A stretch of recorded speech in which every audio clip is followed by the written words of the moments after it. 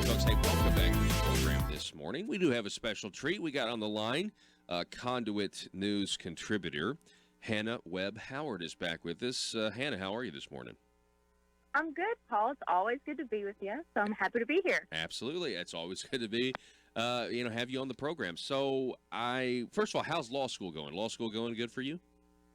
So, law school is an interesting beast, but we're surviving.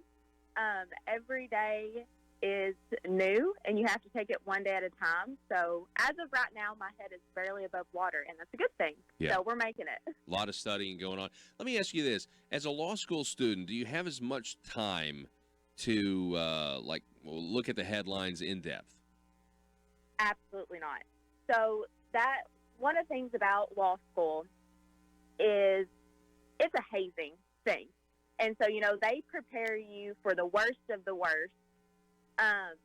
And right now, so the saying is the first year they scare you to death, the second year they work you to death, and the third year they bore you to death. So that's the saying for law school. And so I'm in my second year, which means they work you to death.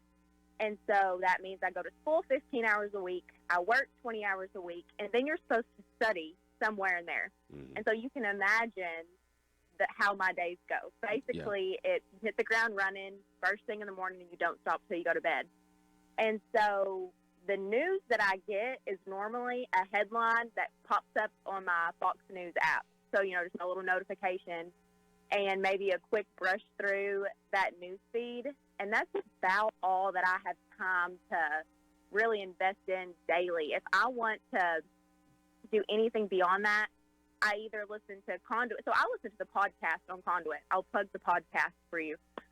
That's what I listen to because I normally listen to it either in my car or maybe while I'm getting ready, which isn't necessarily from 6 to 8 a.m. Yeah, of course.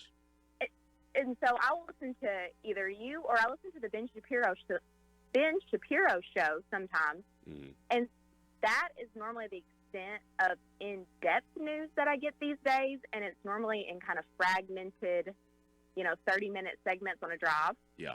And so that's interesting because, I put myself out there as politically involved. And I still am, don't get me wrong. But it's funny because once you put yourself out there as, I love politics, everybody wants to know your opinion on everything. And so people will come up to me and be like, what do you think about so-and-so? I'm like, well, I probably know as much as you do because I probably read the same headline, and that's about the extent of it. Yeah. And so, every once in a while, of course, something will pique my interest that I'll go a little in-depth on. Of course, the impeachment. One thing everybody's talking about it. And another thing is interesting. I'm curious about that specifically. So if you don't have the time either because you're studying, I'm sure a lot of your fellow students don't have as well.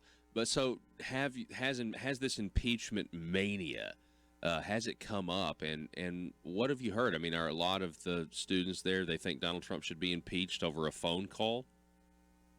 So it's really interesting. And so this has all happened at a really interesting time because I'm in constitutional law right now.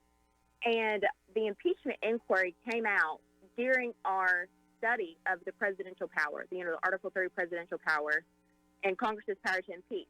So not that that's relevant to our discussion, but it's really interesting how as a whole, like my entire class, kind of has a whole new perspective on it because we've actually learned the constitutionality behind what's going on. So there's been discussions in class about it because, it's a relevant topic about what we're discussing. And they're not really political talks.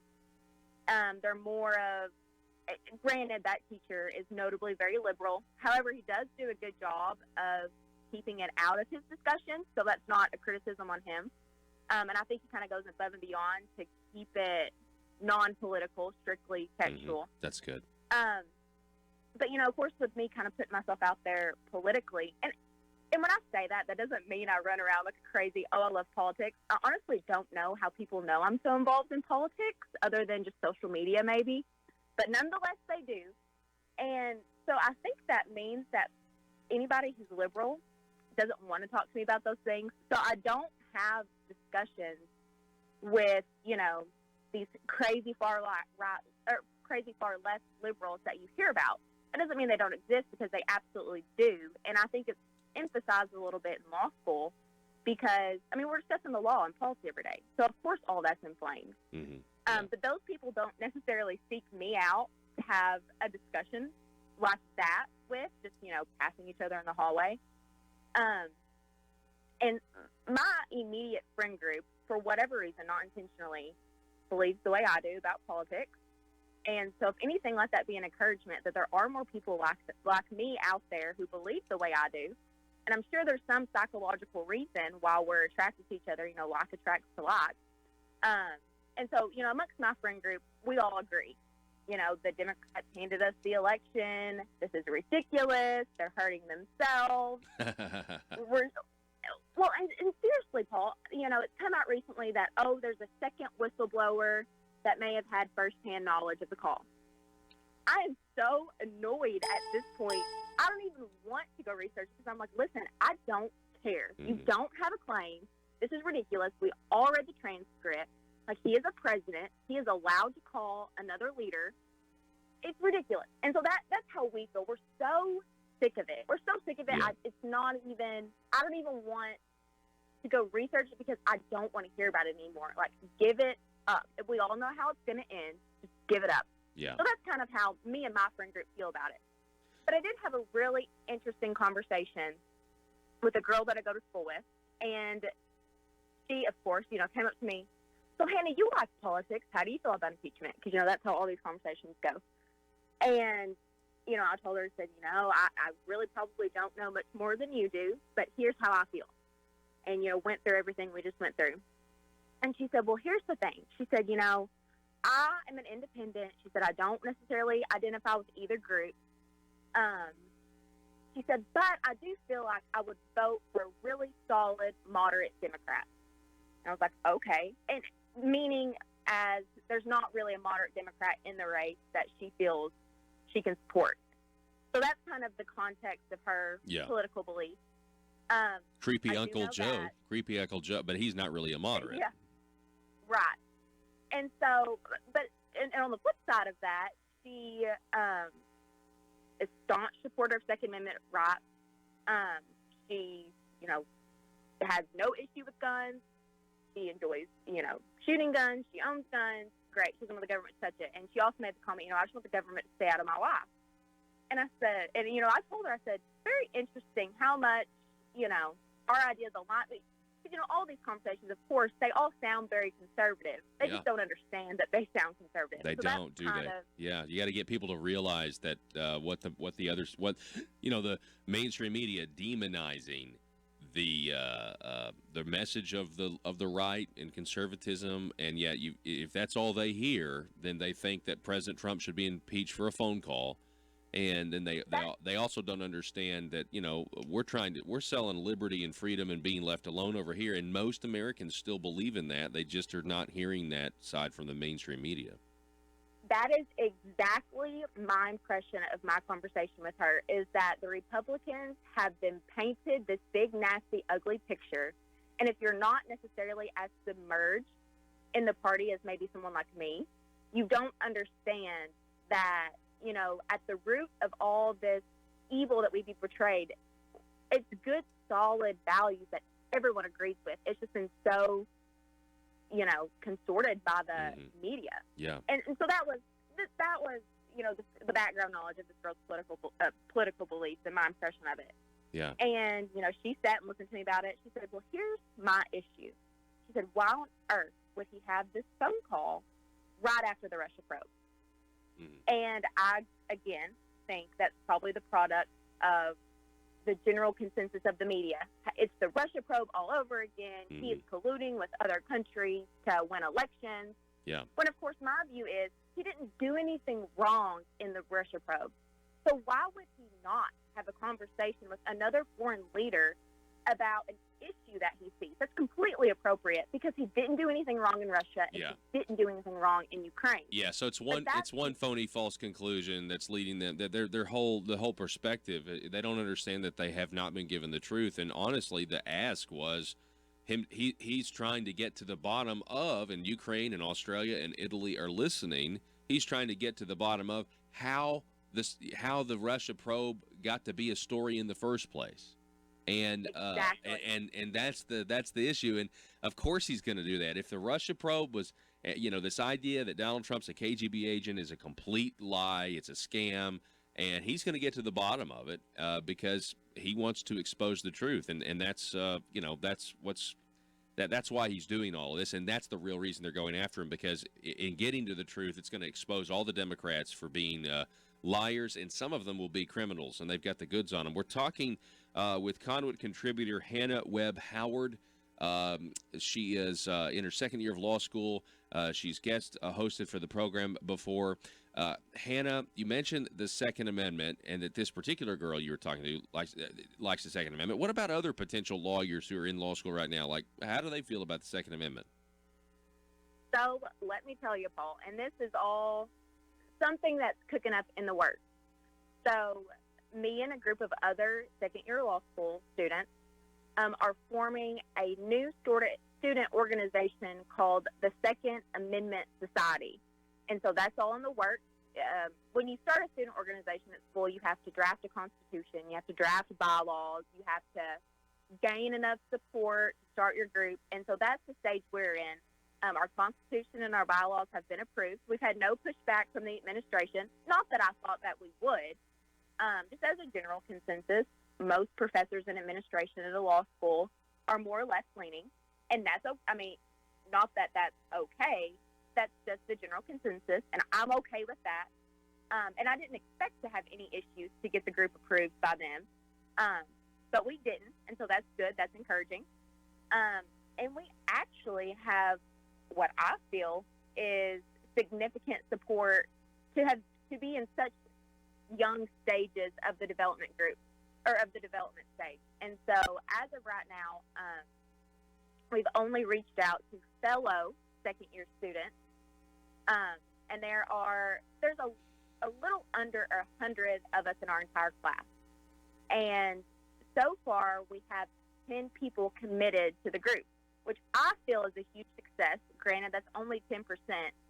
But, of that, there's not many people who are necessarily interested in student organizations because we're busy and you don't necessarily have the time to give to them. Yeah. And so that's okay. And so that plays a little bit into it. So I'm incredibly proud and encouraged of the support that we're gaining. And, of course, this is all, the notices about we're starting this group, here's what the group's about, has all been put out into the public forum, into the whole second-year class as a group.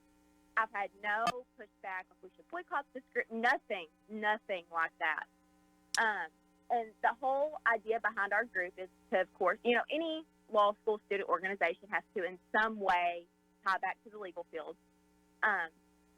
So our tie back will be, advocate for our values regarding Second Amendment rights. Of course, not gun control, but the exact opposite. We would like for our Second Amendment rights not to be infringed.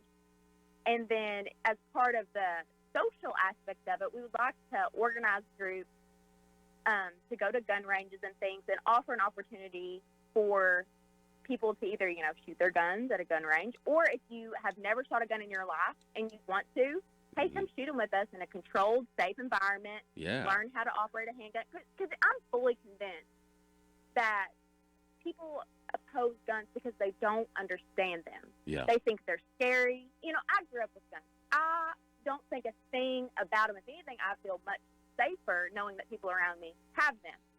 And I'm sure part of that is because I grew up with them. I've known how to handle a gun since I was 6, 7 years old.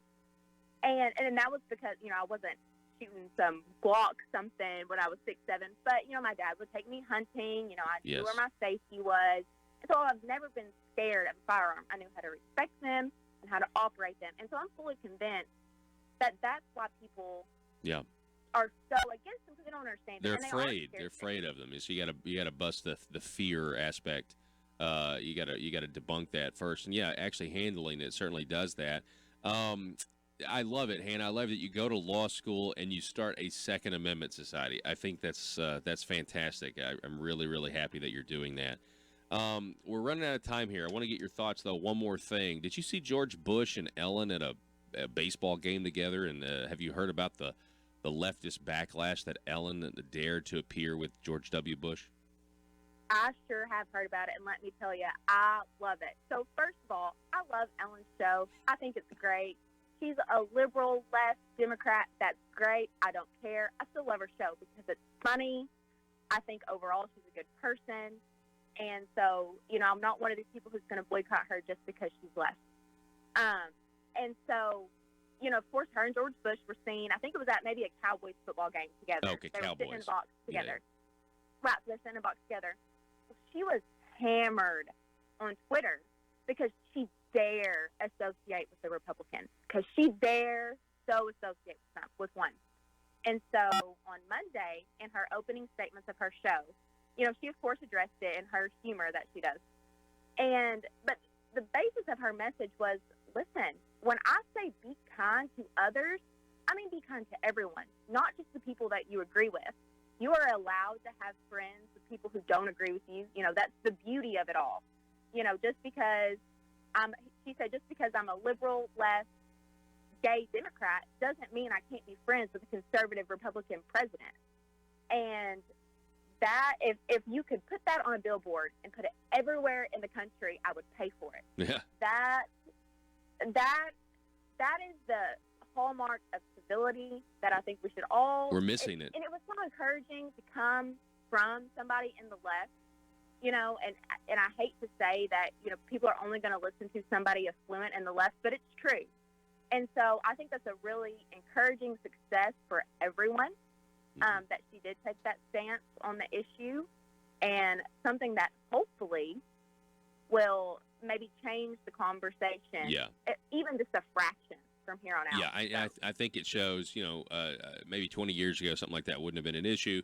It just shows that the left is totalitarian in their thinking. And if you deviate one iota from what you're supposed to be, there's some sort of, configured idea of what a progressive is supposed to be. You get out of line one hair, and they come down on you, and they want to ostracize you and run out of town. And I think, some of these liberal celebrities they have contributed to this environment in a lot of ways and I think they're realizing they've created a monster. And I hope that we can start to get back to this idea of civility, and it's certainly something that we're missing right now. Hannah Webb Howard, Conduit contributor, I really appreciate you coming back on the show, and best of luck to you with the Second Amendment Society. I really appreciate talking to you this morning. Absolutely. Thanks for having me, Paul. All righty, folks, we're going to go back in just a moment.